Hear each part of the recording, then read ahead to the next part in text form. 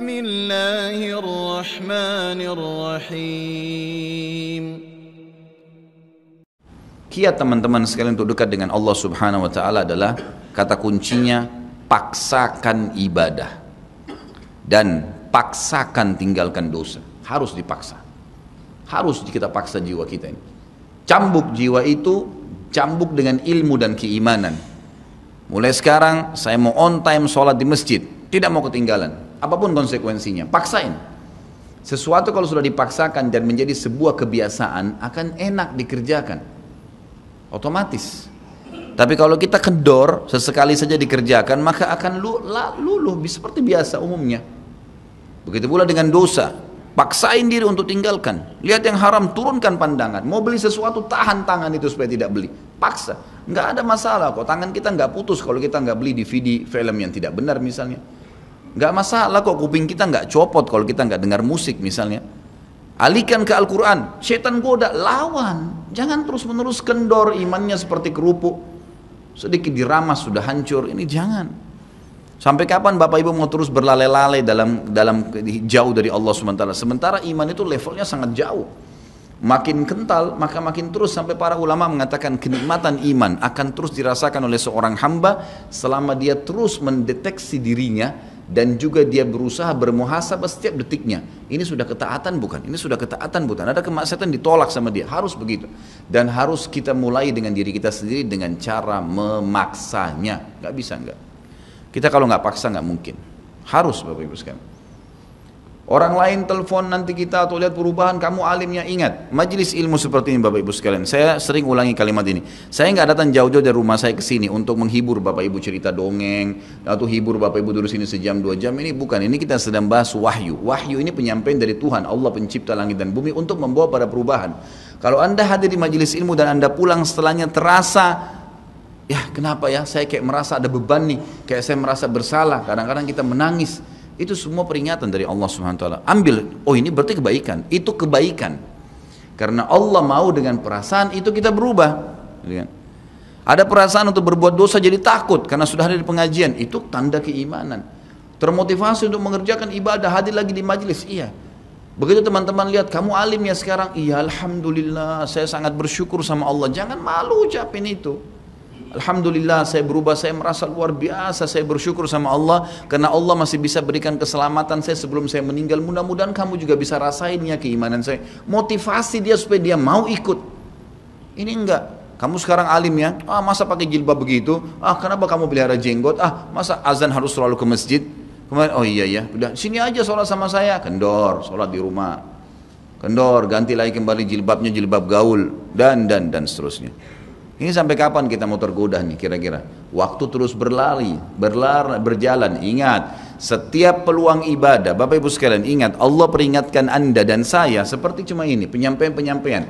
Dan kita yang mengubah diri kita. Tidak mungkin saya mengontrol Anda satu-satu di rumah Anda, atau tidak mungkin Allah Subhanahu wa taala menurunkan tangan dari langit. Tetapi Allah Subhanahu wa taala memberikan kepada kita penyampaian dan berikan hati nurani untuk bisa menyentuh hati nurani kita agar kita melakukan, ya, mengerjakannya. Harusnya begitu.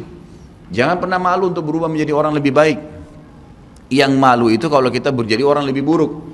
Ingat, peluang-peluang ibadah yang Anda sudah sia-siakan, wallahi Bapak Ibu sekalian, demi Allah Anda akan sesali nanti. Di hari kiamat nyesal, ya Allah, kenapa dulu saya nggak puasa Senin itu ya? Nyesal, ya Allah, kenapa dulu saya nggak sholat tahiyat masjid ya? Saya malah duduk di depan masjid cuma ngobrol-ngobrol. Ya Allah, kenapa dulu saya nggak maksimal bacanya cuma surah pendek ya? Kenapa nggak surah panjang ya? Ini ibadah saja bisa kita sesalin, apalagi kalau dosa, malah lebih parah itu. Menyesalnya luar biasa, tapi nggak ada gunanya. Peluang-peluang ibadah yang Anda sudah sia-siakan tidak akan pernah bisa diperbaiki. Nggak bisa. Ini tadi kalau ada orang tidak ikut sholat sama kita berjamaah maghrib misalnya, kemudian mereka ikut di pengajian lalu merasa tersentuh, coba ya saya ikut dari awal ya. Memang betul, penyesalan bagus, tapi sudah dicatat dan tidak akan pernah berubah di buku amal. Pada hari itu, jam itu, sholat itu telat, pahalanya beda dengan orang yang awal waktu. Apa yang membuat dia telat? Ya dia sendiri, konsekuensinya. Jangan, ya gitu. Makanya motivasi Nabi SAW sangat banyak untuk mengerjakan sholat di awal waktunya, motivasi untuk di saf pertama, motivasi untuk tidak ketinggalan takbiratul ihram pertama imam, semuanya itu untuk menjaga hubungan dengan Allah Azza wa Jalla. Jadi untuk dekat dengan Allah harus memaksakan diri dalam ibadah dan harus memaksakan diri untuk meninggalkan dosa. Bagaimana tangganya untuk sampai ke sana? Ilmu, majlis ilmu. Hadir di majelis ilmu seperti ini Bapak Ibu sekalian, saya bukan mengatakan karena saya menyampaikan, siapa saja di antara teman-teman dai yang sampaikan, semoga Allah ikhlaskan niat kita semua, itu harus dihadiri, harus. Hadiri majelis ilmu akan mengubah kita. Kalau tidak, dengar, bawa Walkman, bawa headset, bisa dengar di HP kita. Sekarang bisa daripada kita nonton, orang banyak habisin pulsanya hanya nonton YouTube hal-hal yang tidak ada manfaatnya. Nonton ceramah tuh, dengarin sambil belanja, sambil macet di jalan, pasang headset di kuping, kemudian kita dengarin ceramah-ceramah itu. Tambah ilmu dengan ilmu, tidak ada kata cukup. Kata para ulama salaf, ilmu itu, ilmu syar'i yang merupakan tangga membawa kita kepada hubungan dengan Allah yang sangat baik, karena dengan keimanan akan muncul, iman akan muncul dengan ilmu itu, ya dia akan memberikan setengah hidupnya dengan cara kita membayar dia dengan seluruh hidup kita. Nggak bisa. Seminggu sekali itu nggak cukup, nggak cukup. Apalagi ada orang sebulan sekali, apalagi ada orang cuman kalau lagi ada waktu lowong, ini nggak bisa. Kita sibuk Bapak Ibu sekalian memberikan makan tubuh kita, makan makanan, minum macam-macam variasi, betul untuk fisik, fisiknya sehat, tapi ruhnya kurus, kerempeng, sakit, itu luar biasa. Tapi kalau kita balik, fisik kita yang biasa, cukup kenyang sudah, tapi ruh kita berikan kesehatan yang luar biasa. Orang kalau ruhnya yang sehat Bapak Ibu sekalian, semuanya jadi kecil buat dia. Julaibib radhiyallahu anhu, sahabat Nabi itu, saking kecilnya badannya itu sampai diangkat oleh Nabi SAW dengan satu telapak tangan karena kecilnya badannya. Tapi di perang ya Uhud dia bisa membunuh 7 orang kafir. Tidak ada hubungannya dengan kecil badannya, tapi ruhnya kuat, besar.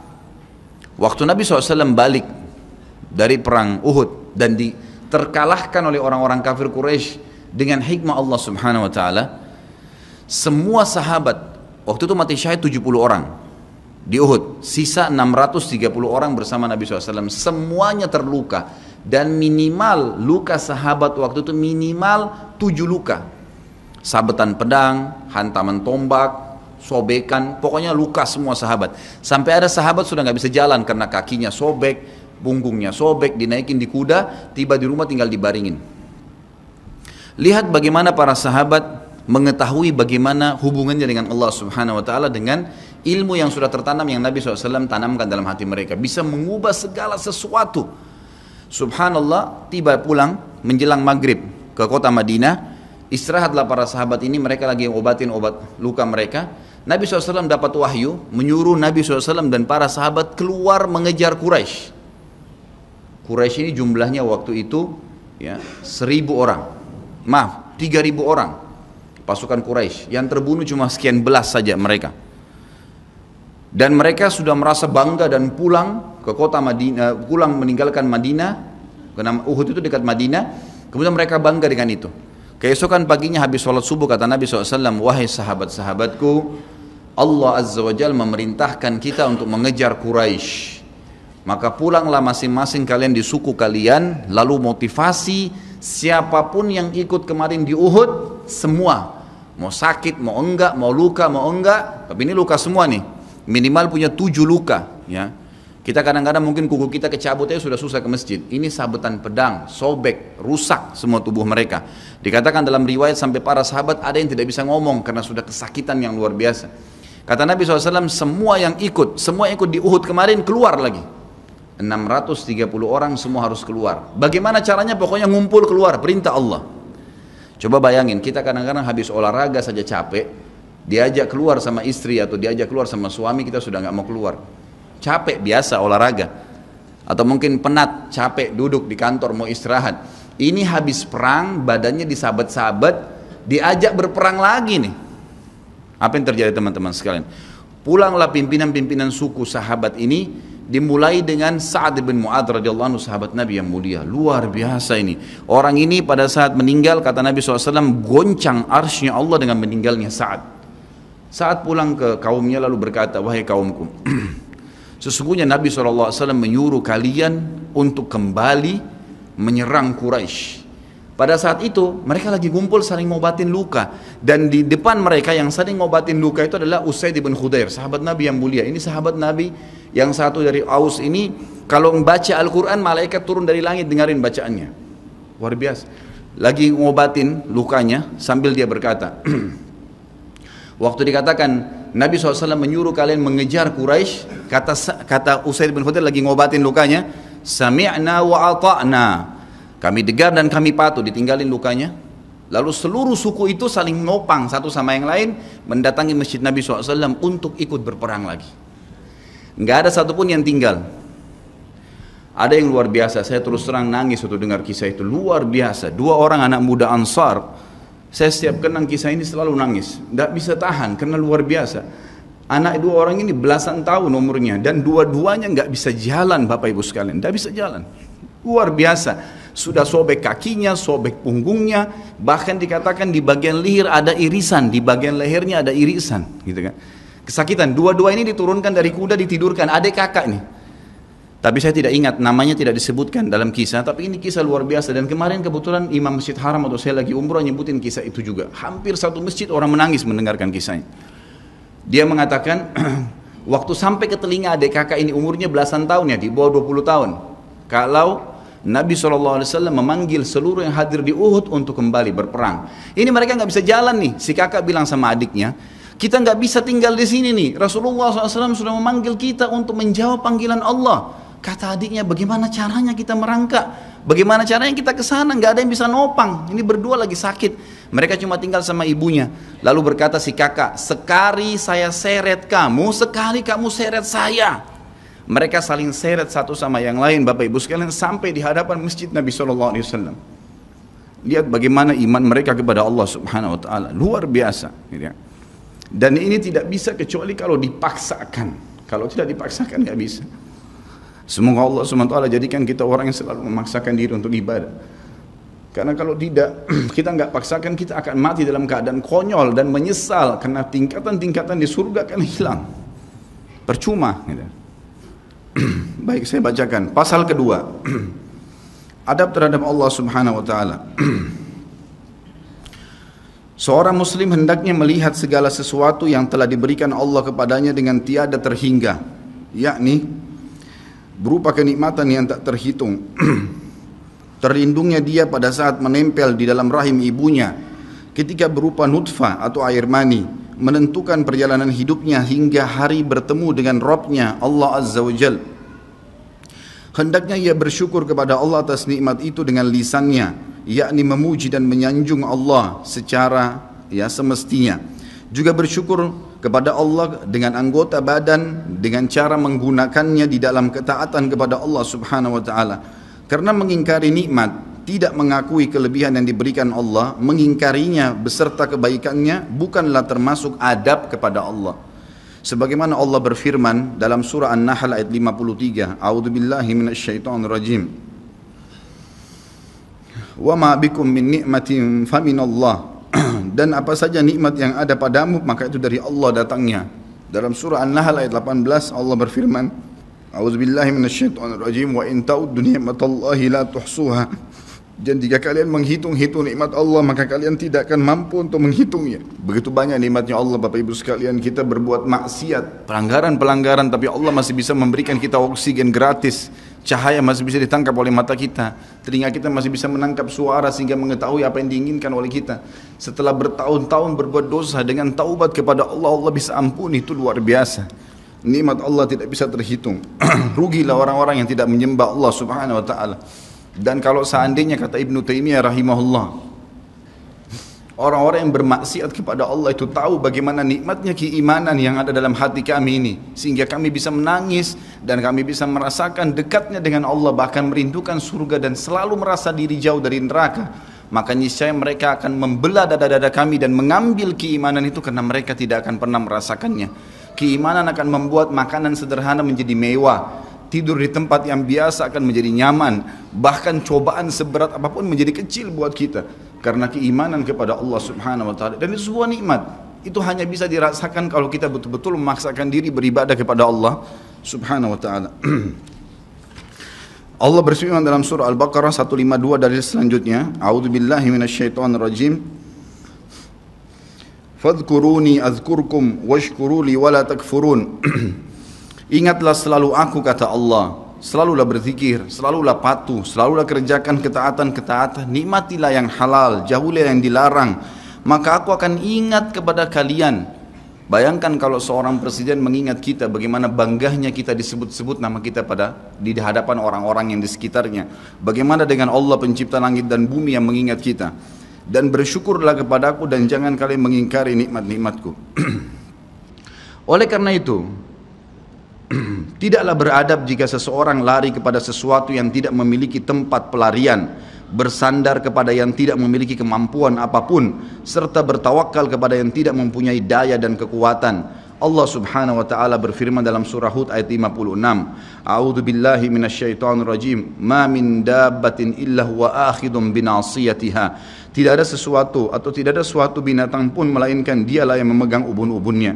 Allah Subhanahu wa taala memegang semuanya. Harimau pun yang buas. Demi Allah Bapak Ibu sekalian, kalau Anda minta kepada Allah tidak akan bisa menerkam Anda. Pasti itu.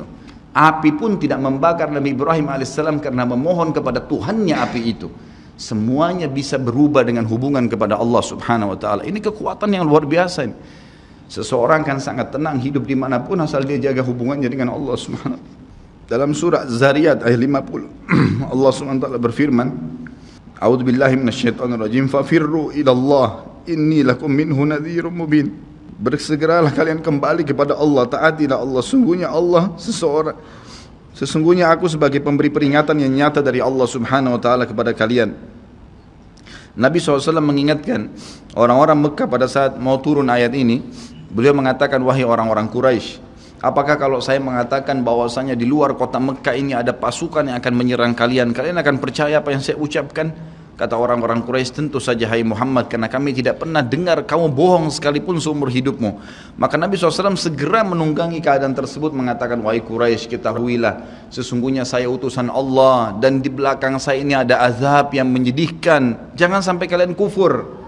Jadi Nabi SAW sudah mengingatkan, ikutin ini, nikmatin apa yang diperintahkan, apa yang dihalalkan, jauh yang dilarang, kalian akan bahagia. Hanya itu saja perintah dari Allah Subhanahu wa taala. Nabi SAW sudah mengingatkan orang-orang Quraisy dan juga jadi pelajaran buat kita. Juga dalam firman-Nya surah Al-Maidah ayat 23, A'udzu billahi minasyaitonir rajim wa 'alallahi fatawakkalu in kuntum mu'minin. Dan hanya kepada Allah lah kalian harus bertawakal, mengembalikan semua urusan jika kalian benar-benar orang yang beriman.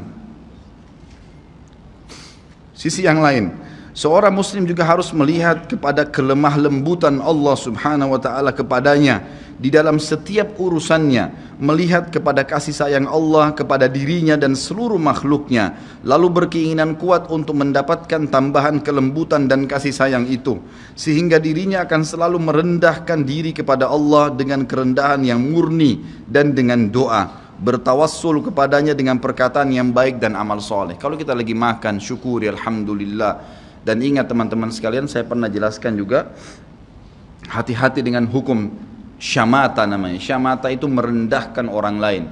Kalau ada sesuatu yang tidak ada pada kita teman-teman sekalian, syukurlah kepada Allah Subhanahu wa taala. Jangan pernah sampai menghina orang lain, karena Allah meninggikan derajat kita justru dengan kita bersyukur.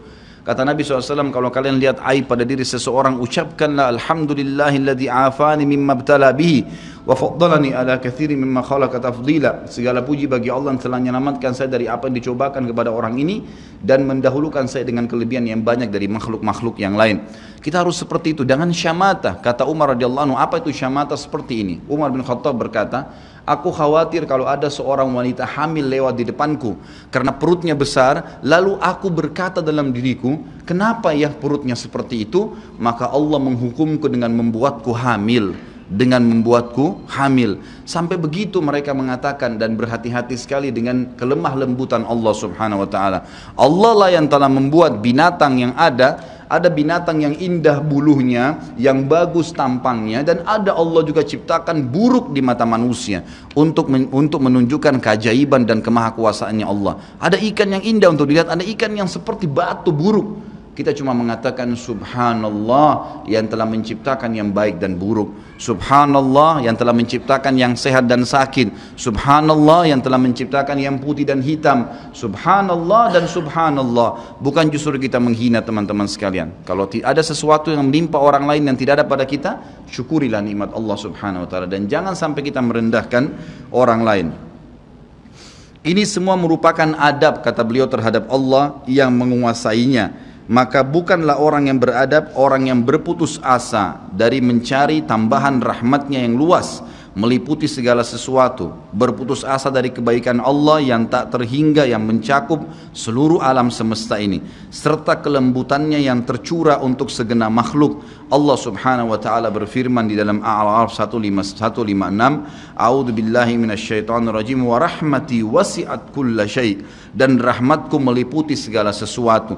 Kata ulama tafsir, hewan pun kalau yang buas kemudian dia menerkam mangsanya lalu dia meminta maaf kepada Allah, maka rahmatnya Allah akan meliputinya. Seseorang membunuh orang lain pun sebagaimana masuk dalam sebuah hadis, Allah tertawa melihat dua orang yang saling membunuh, kemudian dua-duanya masuk surga. Lalu para sahabat bertanya, ya Rasulullah, bagaimana ceritanya dua orang itu? Kata Nabi SAW, yang satunya mukmin, yang satu kafir. Lalu kemudian si kafir membunuh si mukmin di kancah peperangan, mati syahidlah si mukmin tadi. Berjalan waktu, si kafir mendapatkan hidayah, akhirnya juga masuk Islam dan dia berperang lalu dibunuh oleh orang kafir yang lain. Orang mukmin yang pertama terbunuh dengan orang kafir yang akhirnya masuk Islam juga terbunuh di kancah peperangan, dua-duanya masuk surga dan Allah menyambutnya dengan rahmatnya. Allah tersenyum dan tertawa dengan dua orang ini. Jadi dengan kemahalembutannya Allah subhanahu wa ta'ala. Dalam surah Asy-Syura ayat 19 dikatakan juga, A'udzubillahi minasyaitonirrajim, Allahu latifun bi'ibadi. Allah itu maha lembut terhadap hamba-hambanya. Makanya dalam hadis yang lain dikatakan, ma nazala linu fi syai'in illa zana. Tidak ada sesuatu dikemasi dengan kelemah lembutan kecuali akan menghiasinya. Dikatakan Allah latif, Allah itu lembut, yuhibbul lutf, dia suka dengan kelemah lembutan, gitu kan. Wa ma nuzi'a min syai'in illa syana. Tidak ada sesuatu diangkat darinya kelemah lembutan kecuali akan merusaknya. Tidak ada manfaatnya mencak-mencak, marah-marah tuh. Emosi habisin waktu-waktu kecuali dalam pelanggaran agama saja. Tapi kalau bukan pelanggaran agama, maka jangan, tidak perlu semua. Dikatakan dalam hadis Bukhari, Nabi SAW kalau berhubungan dengan hak beliau urusan dunia, semuanya ditoleransi. Tapi kalau sudah berhubungan dengan hak Allah subhanahu wa ta'ala, barulah beliau tegas.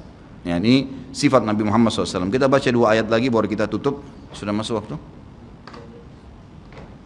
Surah Yusuf ayat 87, A'udzu billahi minasyaitonir rajim, la tai'asu mir rauhillah.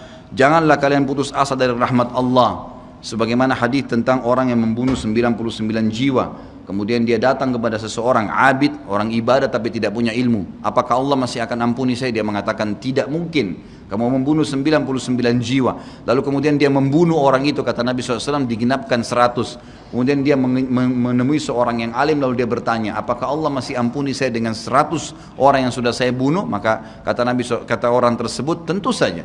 Allah rahmatnya telah meliputi segala satunya. Allah akan terima taubatmu. Maka dia bertaubat. Pada saat dia bertaubat orang tersebut kepada Allah SWT, lalu dia mau pulang setelah bertaubat, lalu dia meninggal tengah jalan. Kata Nabi SAW, Allah mengutus dua malaikat, satu malaikat rahmah, satu malaikat azab. Malaikat rahmah akan membawa ruhnya yang memperlihatkan taman dari taman surga, dan malaikat azab memperlihatkan lubang dari lubang neraka. Maka datanglah malaikat yang ketiga menghakimi di antara keduanya, lalu kemudian malaikat ini mengatakan, yang datang ketiga yang menghakimi dua malaikat yang sedang memperebutkan orang yang tadi baru taubat ini, ukurlah jejak kakinya. Maka diukur, ternyata jalan menuju ke tempat taubatnya itu lebih satu jengkal kaki, ya, satu jengkal kaki saja. Maka dengan itu Allah masukkan dia ke dalam surga. 100 jiwa sudah dibunuh, teman-teman sekalian. Ini bukan main-main. Dosa yang sangat besar, tapi rahmat Allah sangat luas.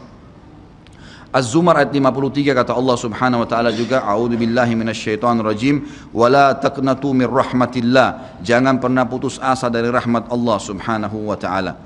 Paragraf terakhir yang saya bacakan, nanti insya Allah kita lanjutkan setelah sholat ba'diyah isya. Seorang muslim harus melihat bagaimana dahsyatnya siksaan Rabbnya. Allah SWT maha lembut, tapi jangan lupa Allah azabnya sangat pedih. Seorang muslim harus melihat bagaimana dahsyatnya siksaan Rabbnya, kerasnya azab dan kecepatan hisabnya. Kalau datang seketika, gitu kan? Dan tidak ada yang bisa bendung, sehingga dia bertakwa atau takut kepadanya, menjaga diri terhadapnya, serta meninggalkan segala kemaksiatan. Maka ini pun merupakan bentuk adab kepada Allah, sehingga tidaklah seseorang itu beradab menurut orang-orang yang berakal apabila ia menentang Allah dan berlaku aniaya atau zalim. Padahal ia seorang hamba yang lemah, namun justru menentang Rabb yang maha perkasa lagi maha kuasa, maha kuat lagi maha perkasa. Dan Allah berfirman dalam surah Ar-Ra'd ayat 11, A'udzu billahi minasyaitonir rajim, wa idza aradallahu biqaumin su'an fala maraddalah wa ma lahum min dunihi min wal. Dan apabila Allah menghendaki keburukan terhadap satu kaum, maka tidak akan pernah ada yang bisa menolaknya, dan sekali-kali tidak ada pelindung bagi mereka selain Dia. Kalau Allah sudah mau hancurkan, maka tidak akan pernah ada yang bisa membendung. Juga dikatakan dalam surah Al-Buruj ayat 12, A'udzu billahi minasyaitonir rajim, inna batsya rabbika lasyadid. Sesungguhnya azab Rabbmu benar-benar keras. Jadi teman-teman, jangan tantang Allah. Kalau anda buat dosa, lindungi, tutupilah dan bertaubat kepada Allah. Jangan tantang, nggak mungkin lah, masa Allah haramin, ya sudah diolok-olok orang yang berbuat ketaatan, ini berbahaya. Karena kalau datang azabnya Allah, Bapak Ibu sekalian, menyakitkan sekali, sangat luar biasa.